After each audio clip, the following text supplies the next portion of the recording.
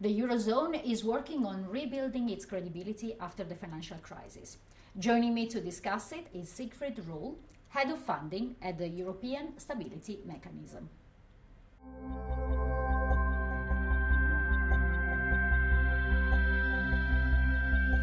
The ESM is the largest issuer in euros. What strategies have you put in place in order to attract investors? Well, we have the same strategy, in fact, for ESM and EFSF. We call it diversified funding strategy. The strategy is to reach a wide investor base by offering different products. So one key and a unique topic in the SSA segment is our bill program, where we issue 3-month and 6-month bills via auction on a regular basis, on a strategic basis.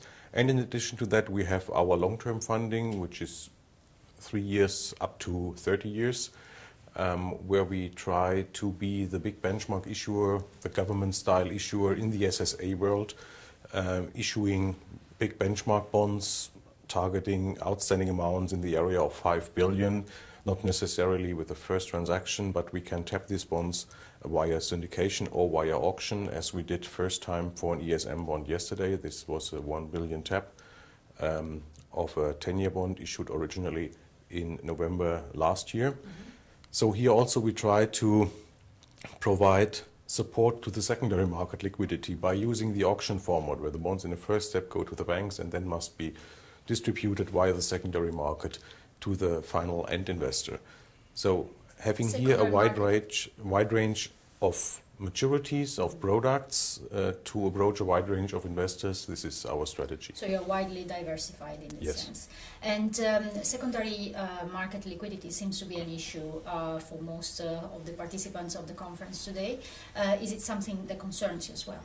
Well, we take care of the secondary market liquidity, not actively by being involved in the secondary market, but we are monitoring the secondary market. We have a group of 44 banks as our member group, primary dealer group, and they support also the liquidity of our bonds in the secondary market.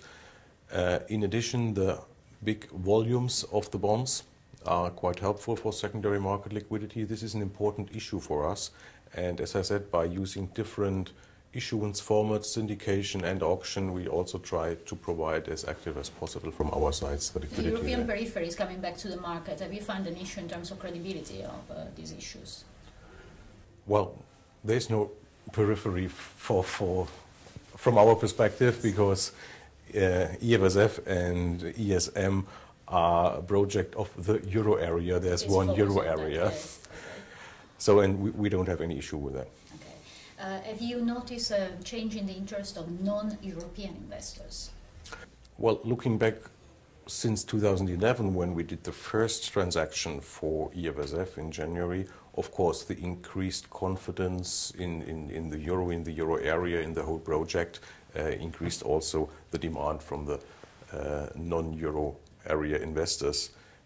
In addition to that, since we are active with ESM in the market since October last year, we see some positive effect from ESM backwards to EFSF. EFSF was implemented at the peak of the crisis in 2011, where some investors were hesitating, and now ESM is in place. They see ESM, it's easier for them to set up lines for ESM because of the paid-in capital structure, which is much more transparent and clearer than the guarantee structure of EFSF. So investors became active in ESM bonds. At the same time, they saw that there is a good track record in the transactions of EFSF, and they realized that EFSF is at the moment the bigger issuer, and as long as there is no new program, will maintain or will stay the bigger issuer. So they are now also setting up lines for EFSF, so that ESM finally is widening the investor base for EFSF too. So really, how is it for you to have access to global markets? It is at the moment quite easy to attract investors from all areas of the world. Of course, a big important area is Asia, with 20 to 30% on average share. But at the same time, we have 50% from the euro area or 70% from the geographical Europe. So our domestic market is the most important market, which is good for us as a crisis tool, because it's important that you are able to raise the money you need in your domestic market. And just to conclude, how are you going to play the divergence in interest rates between Europe and the US? Well, we are focusing on the euro market at the moment. So we are not active in foreign currencies. This might be the case at a later stage.